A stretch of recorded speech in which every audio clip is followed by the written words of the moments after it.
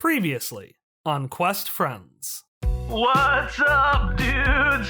Tonight is the Salt and Pepper Rally. I'm gonna be on the Proligarchy, which is chosen that evening in a cutthroat competition.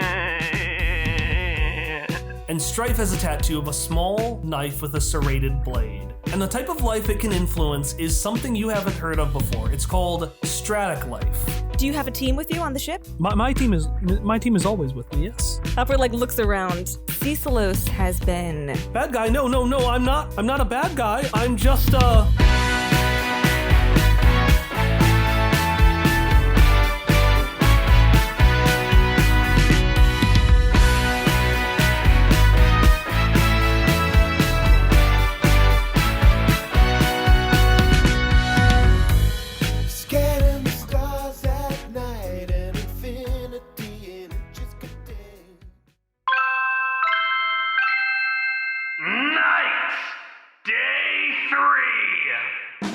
Good evening, everyone.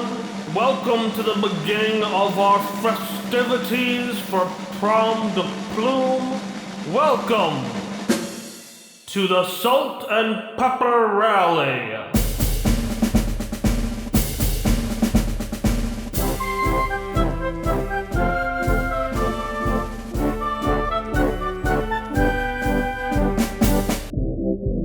And so, Simon and Simon continues his investigation, going further into the belly of the beast in an attempt to extract information from his target.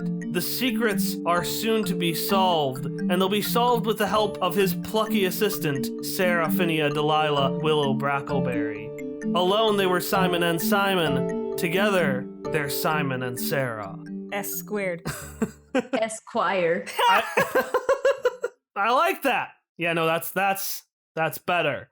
So Hop, you are back at your good old creepy, crackly, moldy home, the third deck. You can hear that the Salt and Pepper Rally has started. You probably are right below the gymatorium because you can hear the music reverberating over the wall and shaking the ornaments inside of the cars that wall your pathway. Normally, the third deck seems unintentionally creepy. It just seems like no one really cares about it. But at this part of the third deck, it seems much more deliberate. The lighting is around just long enough for you to see the shadows of the figures around you and see the silhouettes of the Zev that are patrolling this area. But then it goes out again, and your imagination has to fill in the rest. You are in the brig. This is where the Zev took Cecilos and his stuffed quail after you had heroically captured him after a long chase. It looks like it's been impromptu built out of cars. You can see these broken down vehicles with fogged up windows and handprints of prisoners desperately trying to get out. Fuck you. And you and Sarah are down here to... What are you down here to do? Well, Hop feels pretty responsible for Cecilos getting arrested, since that probably... It's just like I was the one who, caught him or whatever. He didn't intend for that to happen. He certainly didn't... He didn't think the Zev would even be around or interested. When they first came in, he thought they were there for him. He's actually really surprised that Cecilos was the one arrested after all that, because he was the one who was, who was clearly grabbing him. So, Hop wants to... Ideally, he would find some way to get Cecilos out of this car jail. He wants to at least talk to Cecilos there and apologize and try to help. Okay. And I normally wouldn't ask, but after this afternoon's incident, have you informed Sarah of the nature of your discussion with Cecilos? Yeah, as they approach closer to where Cecilos will be, Hop wants to just say, "Hey, Sarah, I don't exactly want to interrogate. You know, I mean, I want to get information. I need information. I need to know what he's doing on the ship and what he's got in the quail and just what he's here for, but I didn't want to get him arrested and I don't want to hurt him. So I just, I really want your help. I just want you to know what the kind of tone that I'm going for here is." Oh, fuck. And she just takes the wrench and just sticks it in like a pocket and says, okay, yes, I understand. What do I put in my hands? What would you recommend I put in my hands for this? Well, nothing. I don't think you need anything in your hands. Oh, okay, fists. Got it. I mean, I wouldn't ball your hands into fists, but I guess your fists are your hands. Don't ball them into fists. Just don't ball them into fists. Oh, okay. And she just kind of like holds her hands up for a second, not sure what to do, and she just sets them on her legs, and you just keep going. Yeah, that's nice, like open, non-threatening. Body language can really help people tell you things when you want them. If you don't, I find that if you're just nice.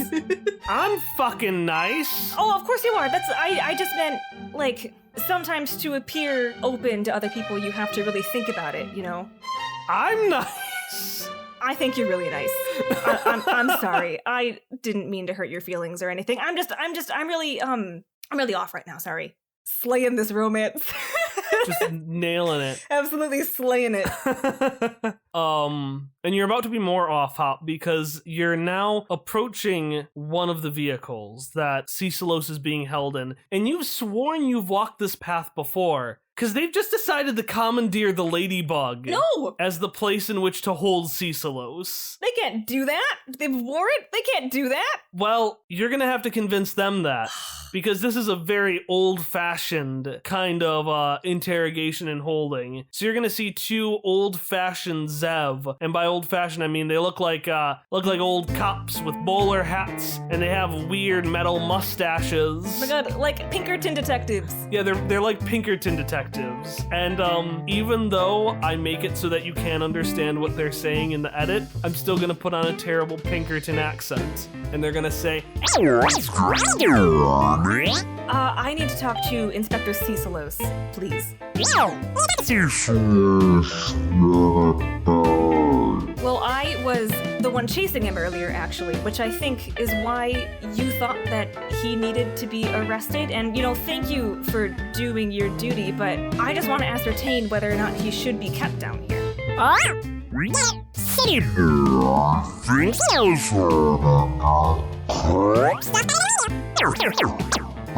and Sarah just turns over to you. I think they're laughing at us. Yeah, I think so too.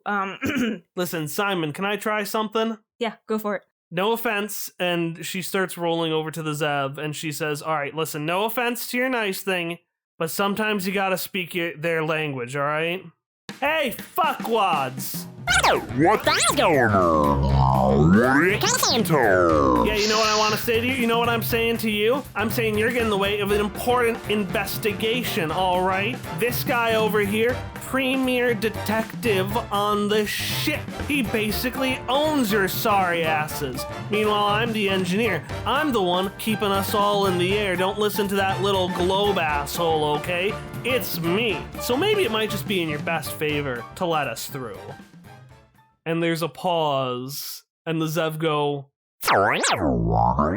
and Sarah turns over to you, smiles, and gives you a thumbs up. Alright, so you make your way into the Ladybug. It looks like the Ladybug. It's fleshy and gross and long and has legs instead of wheels and a propeller beanie because you all created a nightmare of a vehicle. You see Cecilos, who's just he's sitting there kind of sad. And he sees you come in, and he says, "Oh, it is a pleasure to see you, account detective and engineer detective. I'm afraid there's been a grave misunderstanding." I agree, and Cecilos, I am so sorry. I never meant to get you arrested when I just wanted to see what was happening. I just wanted to see what was going on. So I'm really sorry, and I'm going to do my best to get you out of this, okay? Oh, that would be very appreciated. But honestly, it's not myself that I'm concerned about getting out here. Who are you concerned about? It's very important that my package gets to its destination. The quail? And he leans into you, conspiratorial. Yes, I knew indeed that you were a very good accountant detective. By the way, you were able to deduce that was the most important item, and the one that I was thinking of in this very moment. Yeah. Hopper doesn't want to be like, no, it was obvious. But he also feels weird about totally accepting the compliment because it was obvious. So, yeah, he'll awkwardly accept it. Where was its destination?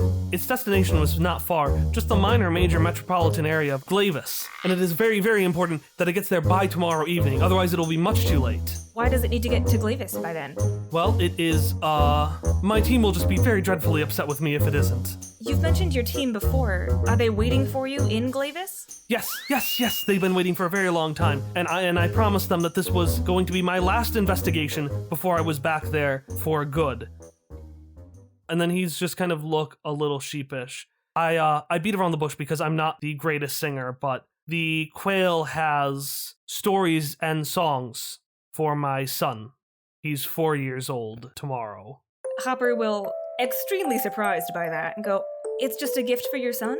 Well, yes, it is a gift for my son, but as my husband would be quick to remind both of us, it's not just a gift from my son. A gift from my son is the most important thing in the whole wide world. Oh, I'm sorry, I didn't mean to belittle it. I just meant you seemed so secretive about it that I thought it was something dangerous or illicit. Oh, no, not at all. I just know that, well, Key doesn't really like messages being sent out, and the quails I was training to deliver the message were just particularly not good at following directions or flying at all, and so I was just a little embarrassed about the whole thing, and I just don't want to fail little Kevin. Kevin. His son's name is Kevin. Fucking Cecilos's son name Kevin. is Kevin.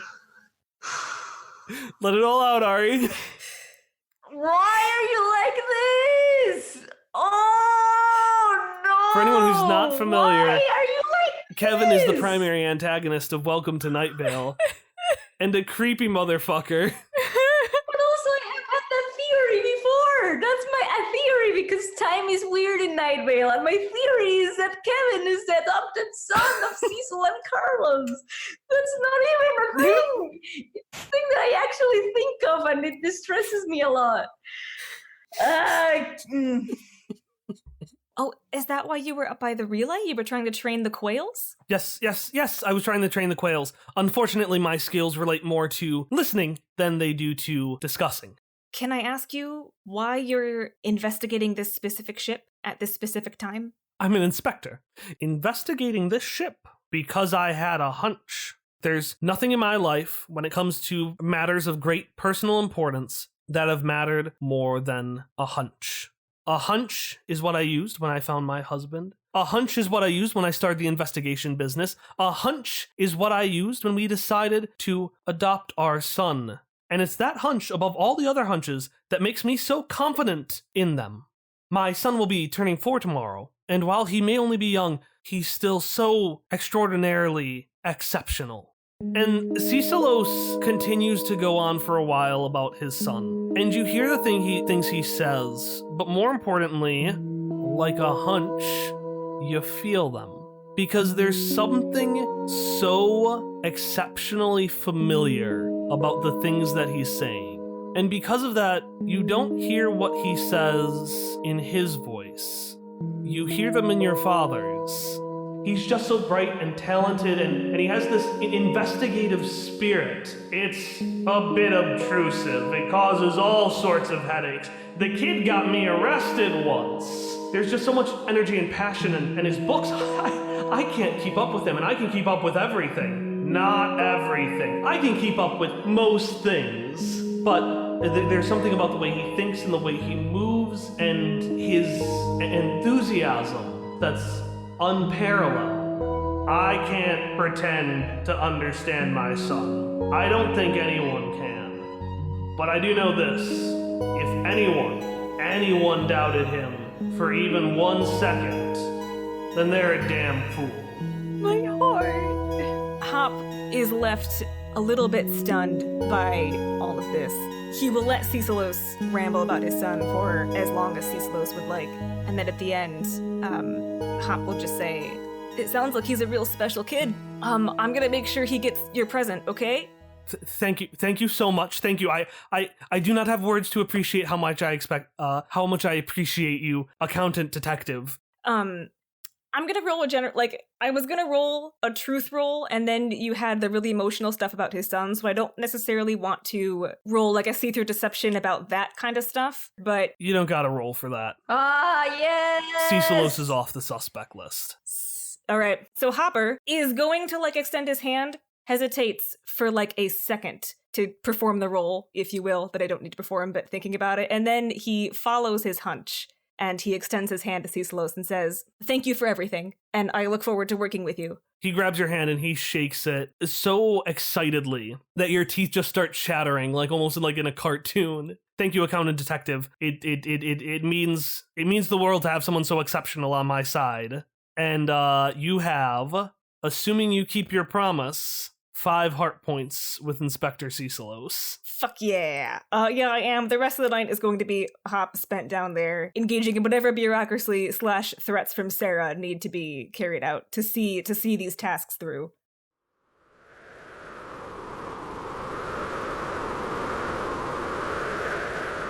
You and Sarah are now up on the top of the prodigious. It's nighttime, but you can see in the moonlight the clouds as the wind blows around you, and it's just very peaceful. And you're up here and you hear the little, I don't know what sounds quails make. Are they just deep, lazy, like bird sounds? I've been imagining like bird sounds, but from a whale, like like cuckoo, but deeper. Cuckoo. It's that one orb from Puyo Puyo Tetris that goes goo goo. No, that's Carby. Cuckoo. Oh, I hate that thing. I still don't know what they are. I played this game for a while. No one has been like, "This is Carby, my pet." I don't know why only 2 people have pets. Anyways, you've recovered Cecilo's stuffed quail, which sure enough, if you play it, will play just cute messages and songs. How are you going to get this in a single day to Anquan, which is, I don't have the map by me, but it's a pretty far ways away. Okay, do I have access to balloons? What? I want to up balloon it to the place it needs to be. You're just gonna send a balloon to the wind and hope that it goes to that No, address? I am going to argue there's technology in the 9th world that would allow me to do this. We have self-mailing mail is the thing. Okay, no, that's fair. That's fair. And the postal system seems like something Hop would at least be familiar with. I imagine he got care packages and like sent them out, and like he went here. His dad's probably sent him not grits because those wouldn't be good in a care package, but something. And he's really good at packing things, so it's very safely packed, immaculately taped. A lot of like fragile, be careful stickers on it. And then he just ties it to balloons and uses the self-mailing mail technology to send it safely into the sky. Okay. I'll buy that. You mail it into the sky using balloons. Yeah. And within seconds, a bird flies through the air Kyle, and no. just pops all the balloons. I fucking jump off and save it. No. And the package starts to fall. But luckily, Sarah likes adding rockets to everything. So out of the side of the package, 2 rockets just emerge, and it just jet propels itself off into the distance and makes just a nice little rainbow-like arc as it does. The rockets were a good touch, Hopper will tell Sarah. Thanks. And then Sarah, who's been kind of looking at you all night, turns to you and says, "Hey, are you all right?" I'm better than I've been in a while, actually. Yeah, I'm doing okay. Why? Oh, no, nothing at all. You just seem kind of off the past couple of hours. Not like a bad off. I'm not saying you being happy is bad. No, that's not what I'm saying. No, it's just Sarah like only knows Hopper's sad, so Hopper happy is really off to her. Oh my god. Yeah, I just had I had kind of a bad day before my friends and I got on the prodigious, but it's I'm sorry. You don't need to hear all this. Yeah, I don't need to hear about it. It doesn't mean I don't want to.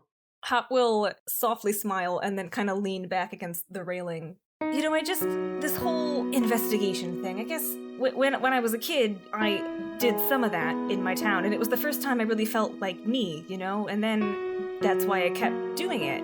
But I got my friends into a lot of trouble a few days ago, and I started calling myself Hopper because I liked it, and it felt good, and it felt right, but then it just stopped feeling that way, because the person who first called me that just stopped calling me that, and you know, if I can't, I'm not Hopper to her, then I'm Hopper to no one, you know? I certainly didn't deserve the name after that, but I think maybe that's okay? Well, from my experience, people are going to call you what people are going to call you. You don't really deserve or not deserve any of that, it's just what they call you, and that doesn't make your name. I don't mean to brag a bit, but I'm a bit of a name expert. I did choose 3 of them, and you can change what you want to call yourself as much as you want. It can change day by day, and that's okay. The only thing that matters is what you want. Because honestly, regardless of what you decide, I'm gonna like you all the same, and you now have 5 heart points with Sarah.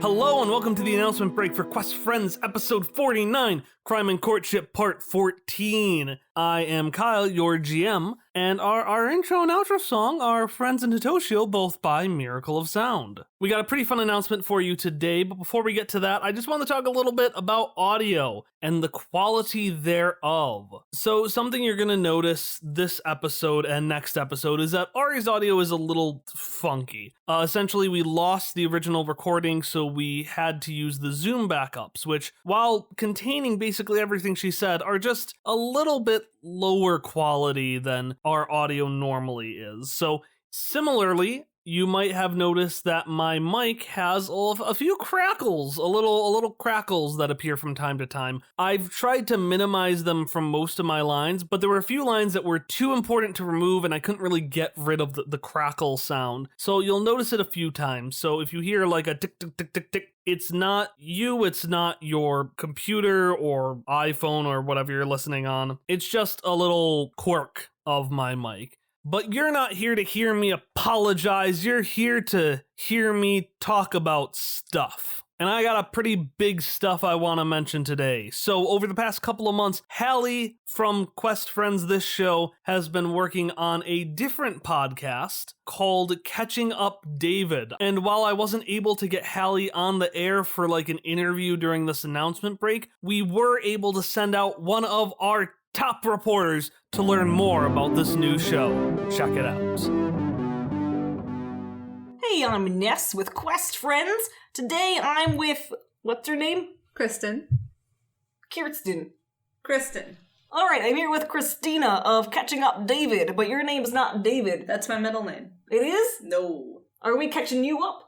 No, I actually know things. Me and my nemesis Hallie are actually catching up our friend David, who missed a lot of like early 2000s and through now pop culture, TV, movies, etc. Well, how'd that happen? We don't know. So are you gonna find out why that happened, or...? I don't think we'll ever find out why it happened, but at least we're catching him up and trying to make our way through all the movies, and then we talk about it. I get it! Catching Up David! Catching Up David. Where can we find Catching Up David? You can find us on Twitter at CatchingUpDavid or at catchingupdavid.podbean.com. Wow, that's really easy. It is just the name of the podcast. Super simple. In different search engines. When does Catching Up David come out? Every 2 weeks on Wednesdays. Wow, that sounds like really easy things to remember. Every 2 weeks on Wednesdays. Catching Up David. Alright, thanks I guess, Christina. You're welcome, I guess, Ned. Fuck you! So yeah, that's Catching Up David. If you're interested, you can check out catchingupdavid.podbean.com. And if you aren't able to remember that link or you don't want to type it out, you can find a link to it below. That's all the big stuff I've got for you today. For anyone who's a little bit hesitant about Game of Thrones spoilers, we have a whole bunch in the post-credits sequence, but there's not much important besides that, so you're not going to miss anything if you don't listen. Something you definitely will want to check out, however, is our 50th episode, which we'll be releasing in 2 weeks on Monday, December 2nd. I'll see you then.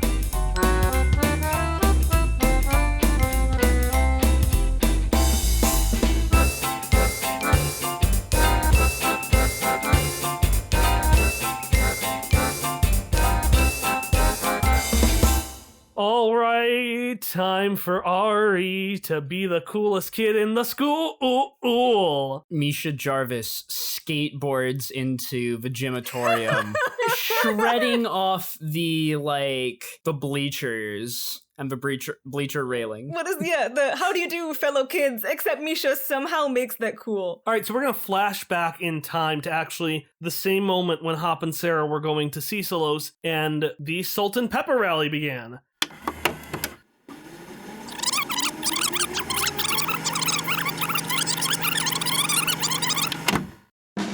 Good evening, everyone. Welcome to the beginning of our festivities for Prom de Plume. Welcome to the Salt and Pepper Rally.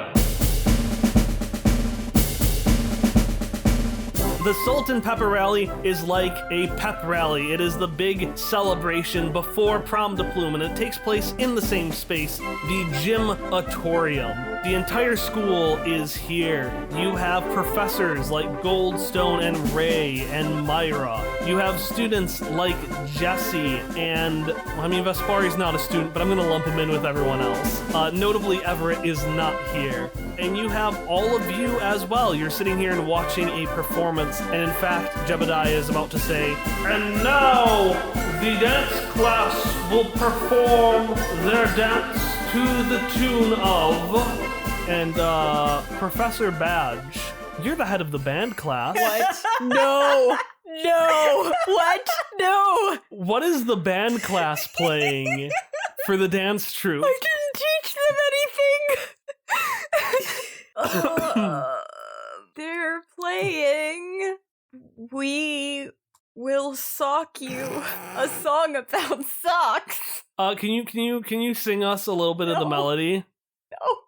Just a little bit. Just a tad. I don't actually remember the tune of We Will Rock You. Just make one up. Really do. It's a billion years. The song could have changed. Oh, yeah. Yeah, everyone before Emily starts.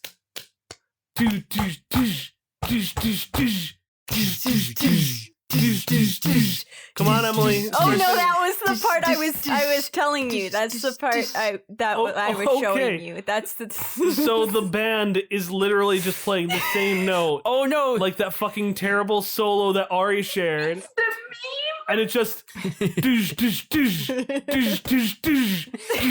then the cymbals are crashing, and there's a lot of triangle and a little bit of cowbell. And Megan's playing random notes on her tuba, and everyone's like, "Oh my gosh, save us!" Everyone's just freestyling. Yeah. No. The one thing that Ellie did tell her students a lot was that improvising is great. It's true, but she didn't teach them how to improvise, so they're all doing their solo at the exact same time. It's a jam session. I don't think that's called a jam session, Emily. I think that's called noise. Anyways, I'm sure Misha finds it delightful. Oh yeah, they are like taking their kazoo and like playing along with the. So Misha's sitting there playing their kazoo alongside it. You're in the crowd. There's bleachers, but also people are filtering in. It's the very beginning, so you can be up in the bleachers or just milling around. Misha's out there, Shock's out there, and then Hallie. Did Ness ever join them back up with them again? No. Okay, sounds good. So it's just Misha and Shock right now. Before we start, I have one important question because I'm figuring things out as we go. Is it okay if Shock has somehow acquired a small item of no great significance in between when we were last on screen and now? Yes, would it have cost you money? Not if I can borrow it from another character. Let me just message it to you directly. I apologize. Let me just send this to you. I don't know. I'm debating if Misha notices this or if they are too like enraptured in the. Ellie has given her students a thumbs up. She knows it's bad, but you know what? This is what teachers do, right? Yes. Without going in more detail, yeah, you got it. Okay. In that case, Shock is standing next to Misha, fidgeting a little bit, just like holding his arms folded together in front of him, like sort of pinching his arm a little bit, not like enough to hurt, just like messing around with it, covering a pouch at his belt. No, let's focus on the music. Don't worry about it. Okay. Shock is just going to say, I must admit, this is very, very different from the music that you have played, Misha Jarvis. I wasn't aware that Ellie Badge knew all this to teach these students how to do that. I think it was really impressive. I really enjoyed this new song, and I will add it to my repertoire of songs for later.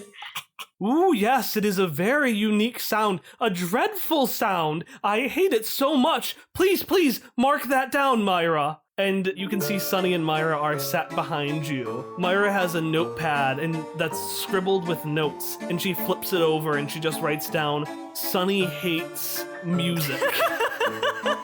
And you can see it's just a list of things that they like and dislike. And she just flips through and she's like, yes, that's another thing. I hate that too. That's such an interesting fact to learn. And she scribbles it down for herself as well. It looks like they've decided to take their experimentation of relearning themselves together on the road and gone to the Salt and Pepper Rally. You can see that Sunny has these thin pink lines kind of spiraling all through her gaseous body. And you're confused at first until you see on the notepad that one of her likes is cotton candy. Oh. Shock just smiles a little bit and, like, gives him what he hopes is an encouraging nod, and then, like, looks back out of the stage, occasionally, like, glancing nervously over to the side at Misha to see what they're doing. Like, Okay. Shock appears to be building up courage, if anyone were to look a little closely. Misha is bad at picking up cues and other things, so they are, if things are going on around them, they're interested in that. Like, if there's still music and stuff going on, they're really excited about that. In that case, the Salt and Pepper Rally continues. There are more performances, some speeches by students, and at one point the lights start to dim, and you hear Virgule over the intercoms say, All right, shut up. No. Shut up. No, hey, shut up. The show is about to start. and you can see two smoke machines on the sides of kind of the main area start to shoot out. And a lot like, you know, those fountain projectors that were like TVs, now the smoke itself is taking the form of these projections from the smoke machines. And a presenter says, Jetco presents the Salt and Pepper Pageant, brought to you by Jetco, and celebrating the Jetco Prom and Plume, sponsored by Jetco. Remember to check your Jetco brand WayPal for a free coupon for a prom outfit for Prom to Plume. It's free! And then a disclaimer quickly goes, disclaimer, free does not actually mean free. Free instead represents part of tuition and includes that budget, which includes parts of your soul and 5 years work for Jetco.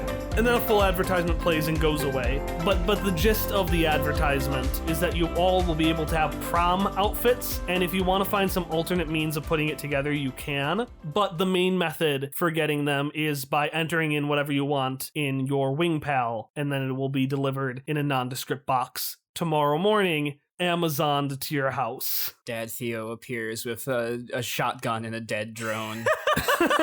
This was delivered to my son. Apparently they found something on my husband's computer.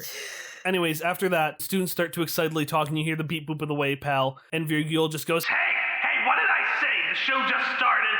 Keep your mouth shut. I do what I want, Virgule. And he's about to yell back, but you hear, Virgule, please, this is a happy time. And then Vera's voice joins in. Yes, it is, because it's time for the Salt and Pepper Pageant. And the lights go back up again, and you hear some peppy music, and the lights, there are two lights that go, and they focus in on the stage, and you see in the smoke both Jebediah Ishmael and Vera Leoni have appeared on screen as they're on the stage and emceeing the Salt and Pepper Rally. So the Salt and Pepper Rally, as you all know, is our most important tradition, as it determines the rulers of the school, the 3 members of the Prom de Plume oligarchy, or more succinctly put, the Proligarchy. Yes, the members of the Proligarchy will have access to undescribable prestige and power within the school itself, all anointed to them upon the moment of receiving their global chrome. Global chromes. Their global crowns. It's too late now. Like the chrome wheel atop your head. Their Google Chromes. Not Google Chromes. They're just made of chrome. They're chrome circlets. fucking edit that in right now. It's canon now. Would all contestants please assemble to the back of the stage? And yeah, so do either of you want to take your shot at being a part of the Proligarchy? I guess I am. So I am. I feel like Shock does not intend to seriously win this, but Shock is excited in, like, being up there to support Misha also, and joins them, as in, like, yeah, Yeah, I'll be here. This sounds like a fun endeavor, Shock. I think we will have a good time here. I agree. This will be fun, and maybe we'll learn something interesting. Perhaps Jagged Dream will tip their hand. I have a hard time visualizing how they will tip their hand. I did not know it was removable in any sort of way. Human appendages are really quite flexible. Also, I learned it from a book I read. We're going to force them to reveal their hidden plans. Oh, that is quite an interesting saying. It makes no sense. So you make your way back. You can see it's just a bunch of Anines going for the Proligarchy, probably about a dozen. You also recognize, hey, Shock buddy, and Shock's pal, it's great to see ya. You're going for the Proligarchy. And he goes to high five your hand. Shock hesitantly, reaches out to high five.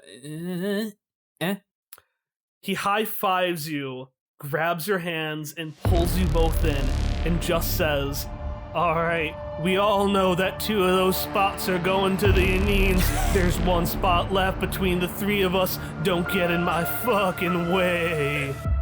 And he pushes you back and smiles and walks ahead in line. I did not know this was such an important event for Sir Kentrum. I will just do my best, I suppose. Yeah, if we do our best, then only good things can come of it, right? So, this is how the Salt and Pepper Rally is going to work. The Salt and Pepper Pageant. There are going to be 3 rounds of performances. Each one will give you opportunity to score points. At the end, you are going to roll. And the more points you have, the better chance you have of getting on the Proligarchy. And since this is basically an MC'd talent show, every section must start with a stilted joke, skit, or pun. So before your first round, which is going to be a Q&A session, you're just going to hear from the stage in front of you, did you hear about the pepper that was attacked in the park? And Vera will say, no, that sounds dreadfully dangerous. Yes, it was. They were assaulted. And then there's just this pause, and you just hear some just some coughing from the bleachers. Some coughs, yeah. Boo! Oh boy. And now for the first part of Jebediah is just happy someone acknowledged him. And now for the first part of the performance, the Q&A session. And so what's going to happen is you're all going to get up in line, and an NPC is going to ask you a question. And basically, depending on your response, they'll either give you a point or lose you a point. So a few of them come up, you hear a lot of Anine, Anine, Anine, Anine. It's just a bunch of Anines in a row. Finally, we get to Sir Kentrum, and you hear this sweet voice ask a very important question. Sir Kentrum, Esquire, I have heard lots of reports of the school just not being openly accessible for everyone who needs to be a part of it. What would you do to make this place a more accessible place for everyone, especially those who might turn invisible without others knowing about it? And you can see Zoe just sitting there asking the question. And Sir Kentrum responds and says, yes, the students here are very important to me. And I think that listening to their needs and making decisions based off those needs and pecs is the successful way forward. I am very smart. And the crowd just fucking, even though he said nothing, just starts applauding him and he gets a point. I was gonna say, what a fucking politician answer. There is no hope at Key. The next one comes up to Misha. And Misha... yeah, fuck it. This is going to be fun. So, Misha, you see this woman in a blue Tinkerbell outfit and sewn lips walk up to the mic, and the blue fairy just puts the microphone up to her face and stares at you. God. What is your response? My response. Let me think what Misha says. So there's no question, it's just she's staring at me. Okay, Misha will say, I rolled that. So Misha will say, oh, my answer would be blue is my answer.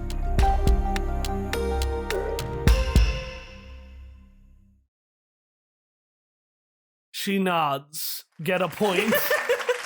So the next one is a GM intrusion Ari doesn't get a point for. Ari, 2 episodes ago, was going to have a GM intrusion related to the fact that Goldstone really likes them. And since Goldstone really likes them, he's going to try to sabotage Misha's competition. So Shock, Goldstone walks up to ask you a question. Well, now here, son, I just have a very important question. I think humility is the most important thing of all, even for great, great men. And he's pointing to himself without thinking about it. So I just want to know, what is the absolute worst thing you've done? And we have lie detector tests that can call you out on that. I'm sorry, did you say that you're detecting whether it's a lie right now? Do you have nano powers? This is the time for me to ask questions, not you! I think one of the worst things I did was not... Well, it was running off without my friends in a really dangerous situation. I should have respected their feelings more. That's why you should all vote for Misha Jarvis. Thank you. Shock attempts to flee back into the line where the contestants go as they leave. Misha, take another point. Okay, sure. Oh, it worked. Shock is at negative points now. I want Misha to mentally tell to Shock, you did not need to do that, Shock. I am very pleased of you rooting for me in this competition. No, I still wanted to do it. And you have the best chance of winning anyway. Thank you. I think you also have a good chance. Misha lies. No, Misha thinks that. Following that up, it's time for another terrible joke. That reminds me of an important life lesson I've learned. Why are trees the most fickle friends? Well, I don't know. Why are trees the most fickle friends? Because they always leaf. Tish. And the symbol just echoes away. And then actually you just hear, Next round, please. as the cameras just kind of vibrate in frustration.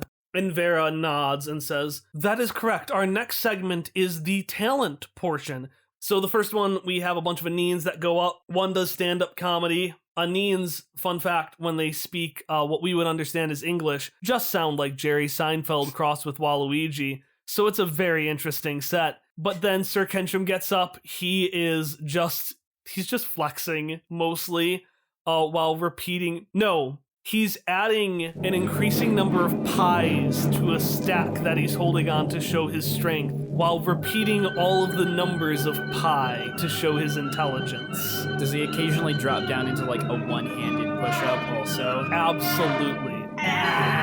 But is it a good or bad abs pick? We'll never know. It's always a bad abs pick. When you flex so hard you're lactating, then yes. No, don't say that again. But Vote for Misha! anyways, much like the pies and with milk, the crowd eats it up. It is now Misha's turn. Misha, what are you going to do for your talent? You get out on stage, the cameras train themselves on you. Well, I mean, you know what I'm gonna do. The thing is, I always have it with me here, but I didn't bring it with, it's back out, but Misha would play their kazoo. Can I suggest something? Yeah. I want to suggest that Misha tries to replicate the song they had just said they were going to learn from the band. No, I was thinking that actually. Yeah, I think that's fine. Although, Ari, can you grab your kazoo quick? Yeah, yes, 1 second.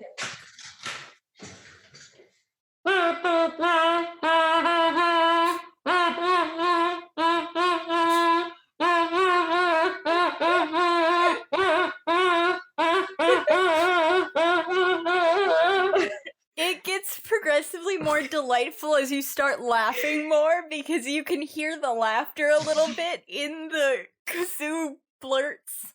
Okay, so for this one, Ari, I am going to have you roll to see how successful you were. You can choose any dice that has an even amount, because basically if it's in the upper half of the dice, it's a success. If it's in the lower half, it'll be a failure. Well, I mean, I guess I'll do the 20, because I already have it here.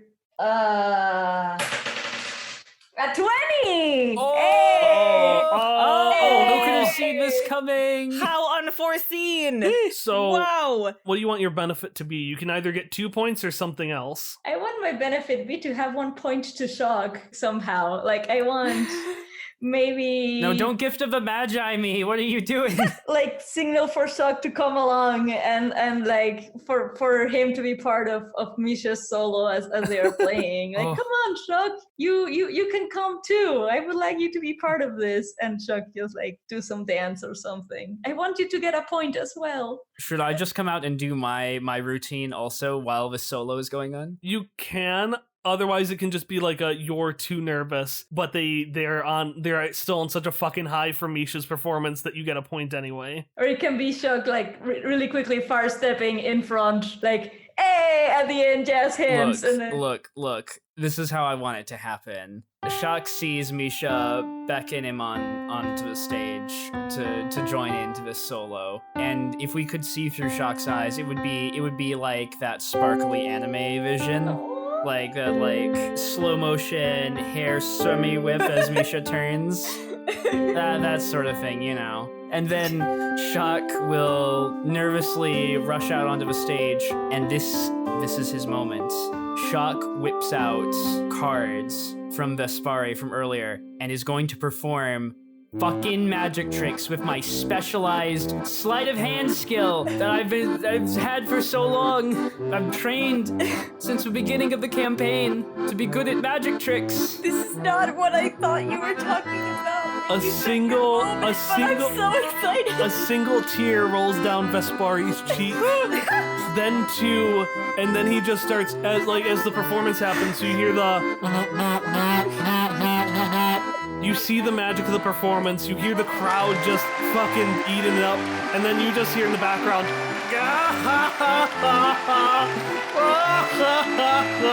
as Vespari is just sobbing in joy and pride of both you, but also that someone as cool as you is using his magic. Y'all get 2 points. Fuck it, I'm generous. Shock is up to 1 point overall. Misha's up to 4. The crowd loves it. They're applauding as you go back behind the stage, and the applauding starts to fade out and filter down to just a single...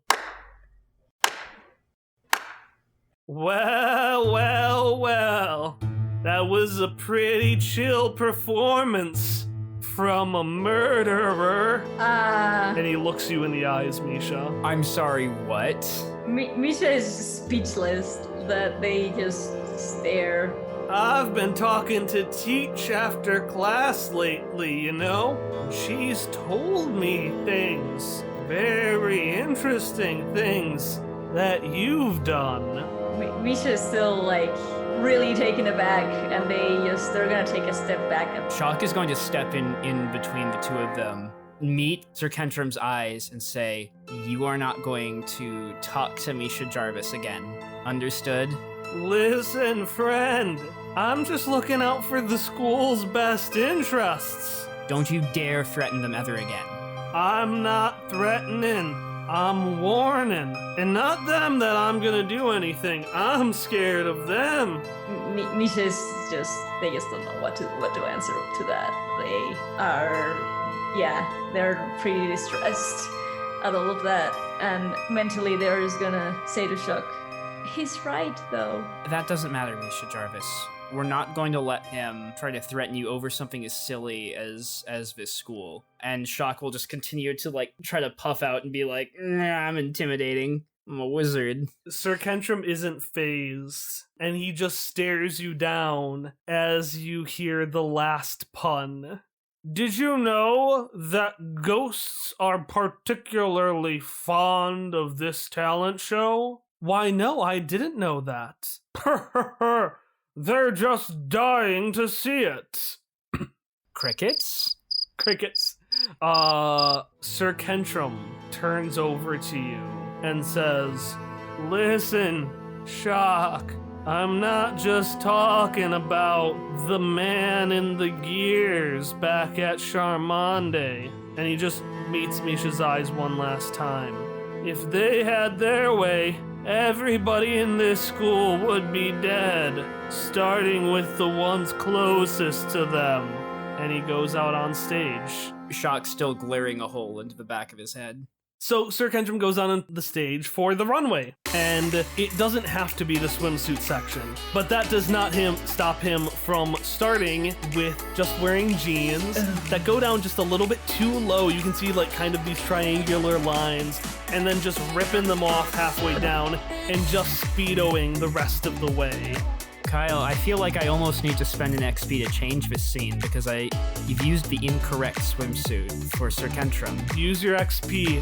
What's his swimsuit change into? Well, it's a little hard to describe. It looks a bit like an old-timey bathing suit, but it has No, I'm gonna cut you off right now because you're wrong. a deep V-neck. Because that suit intentionally hides what you want to see. Kentrum is not about hiding what you want to see. Kentrum's worked hard for what he wants people to see. But listen, That suit was not a Kentrum suit. Sir Kentrum knows the best way to get people excited is to hide what they want to see most.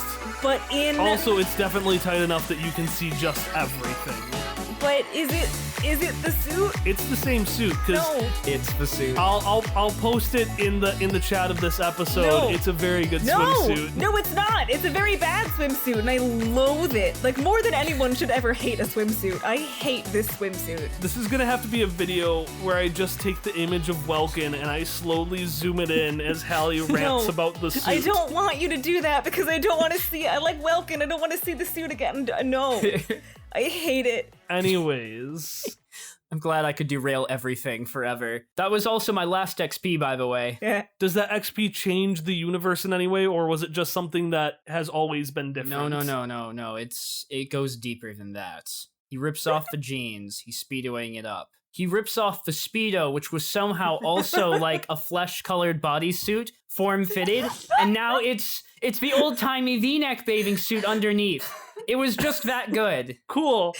Shock, No. you're gonna go next. I'm adding this to my heist board. What's your walk down the runway like? Shock feels a little uncomfortable with this, and so animes down the runway in a weird combination of Naruto run and far step. So he just sort of like blinks in a zigzag down the runway and then blinks back. It's like, well, bye-bye. I can't cut a point for that, but I also can't give you a point for that. Sounds like I just got 0 points. I'm just gonna keep it at neutral. I can't. And then finally, Misha, you step out past the curtain onto the stage, and you can just feel an uncomfortable amount of eyes on you. It feels as if the world is watching you. Not only have the cameras trained on you, so the video cameras, Vergul's video cameras, which are also like shooting out the smoke images of you, you can see Vera and Jebediah staring at you. Jebediah seems jovial, but he always seems jovial, and Vera seems, well, like Vera. But then through the bright lights, you can just see the reflections of dozens of eyes watching you. How's Misha doing right now? Not great. I mean, they like before with the past 2 pawns that happened, like Misha like really excitedly commented them to Shock mentally, like, oh yes, I understand leaf means because it's a tree, and also it's from leaf, like they're gonna be explaining things. But even from like this last one, like Shock would have noticed that there just was no comment on that note, and they like usually like after Shock performs, they would have been like, oh, very good, just Shock and whatnot, but like they didn't even pay attention to what Shock did. I mean, they did, and they did say like, oh, you did a great job, Shock, but they weren't really watching. So they're just not in a great place, and so I guess they're already up, but they will reach to Shock and say, Shock, I apologize, I don't think I can do this. I think you should get this point. And they will turn to step down from the stage. You don't have to if you don't want to, but I'm here if you need me.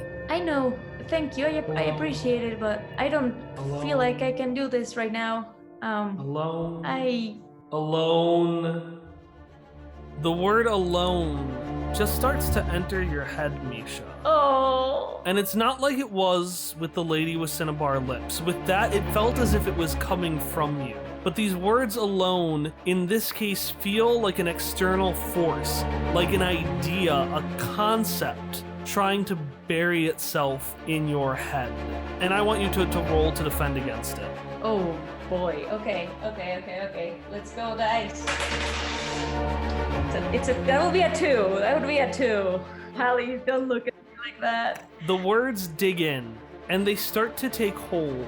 And once they get in, Misha, you just start to feel so dreadfully alone. This emotion starts to bury itself inside of you. And once it takes root, it starts to spread its branches.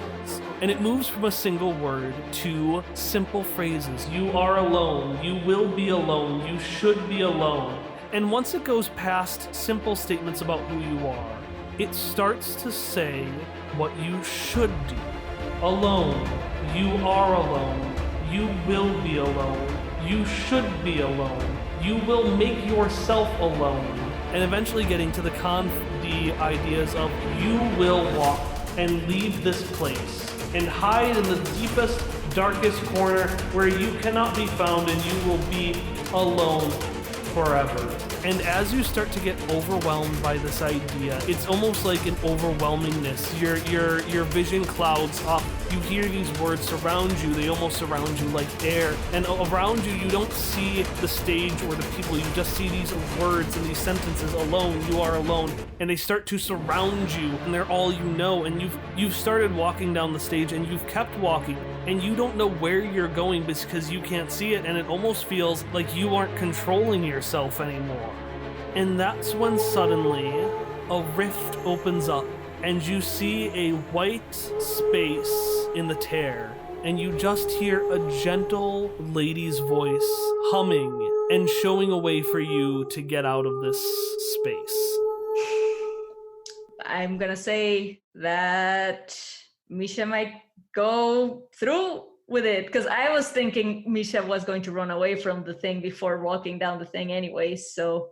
And I want to say that when Shock was like, oh, you don't have to do this, Misha, like, if it's fine with you, like, if there's a point where, like, the mental communication, like, if Misha tries to, like, shut it off, as, like, Shock was like, oh, don't worry, we can help you, and then, like, they shut that off. But then Misha will step through. Okay, you will step through and you find yourself floating in that space. You're surrounded by what feels to be a white bubble, and in front of you, you see what you saw back in Roulettia. This is a different space, a different force than the one who was sending you messages. This definitely was whoever saved you. But as you see the familiar ceramic feet and the familiar gigantic unblowing dress, and you rise up and you start to see this large mannequin-like woman with no defining features other than the bright red lipstick on her face. Oh, God. And she reaches her hand down to you. You wonder whether you've really been saved at all. Oh, God. Meanwhile, Shock, what you see Misha leave the stage. And they seem nervous at first, but their emotions start to get more and more elevated. And eventually, you see them start to take a more robotic form than they normally have. And in fact, the red eye turns gray. And then as soon as it happens, Misha just starts walking aggressively towards the door to leave. Shock chases after and will, through the mental link, try to say, Misha, what's wrong? Do you want to sit down somewhere else? We can leave if you want. You get about halfway through when you kind of hear like the dial tone when someone hangs up, just the din. Can I fight to keep the channel open like Misha did for me back in chapter 3? Yeah. I rolled a 16 and I totally forgot to spend intellect effort, but will a 16 cut it? Well, I don't know. Let's check Ezra's level. It doesn't work.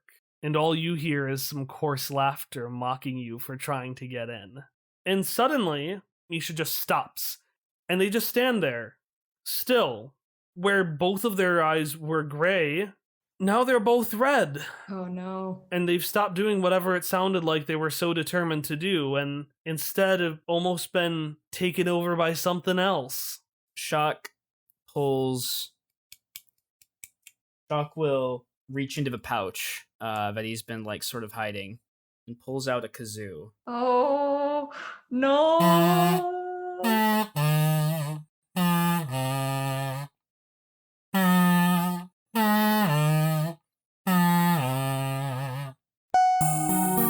And Misha, for the second time, you hear the song. And just like last time, it reverberates through your space, and it helps remind you that there is a way out, and that there are people who are waiting for you, and that you can't stay here.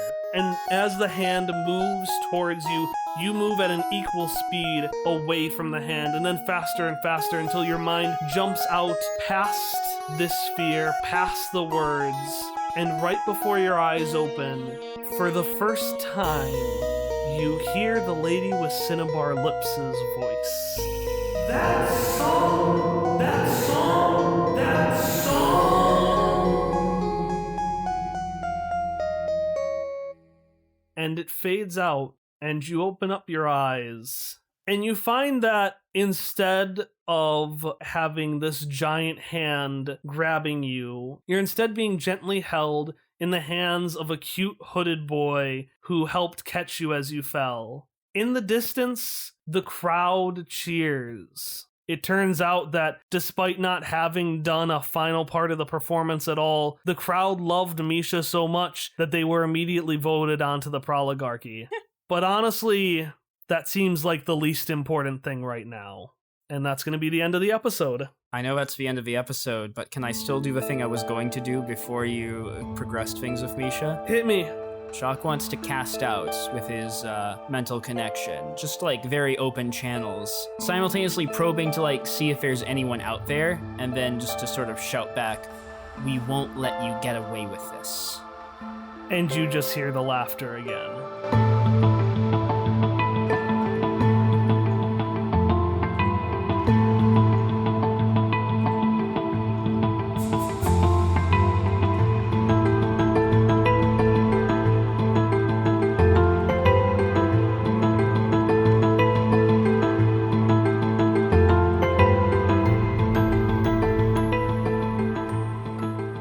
Oh, not a problem at all. I'm used to it with my cousin. Wow.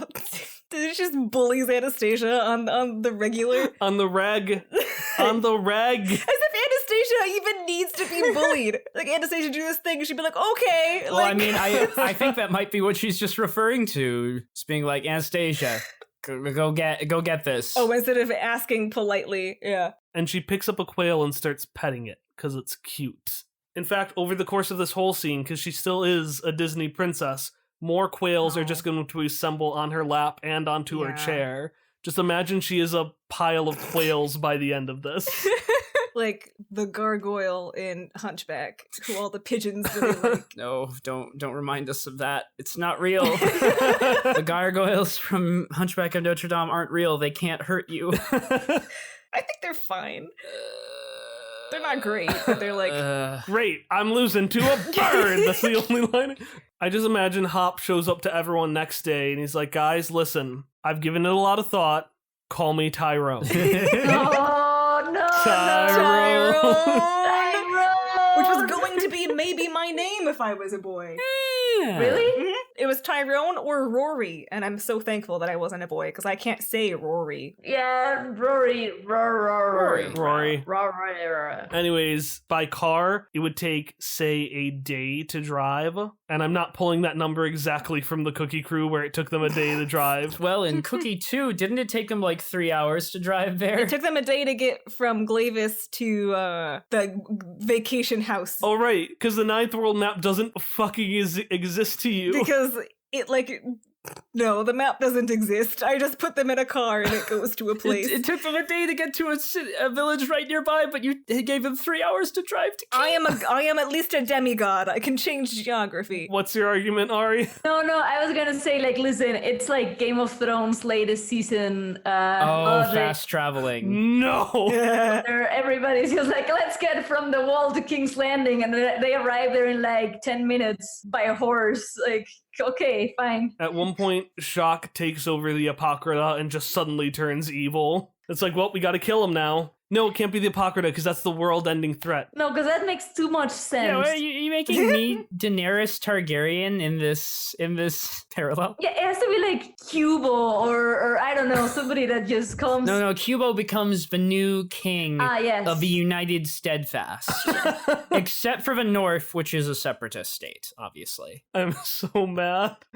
Anyways. Anyway. Everett is the one that goes crazy. So.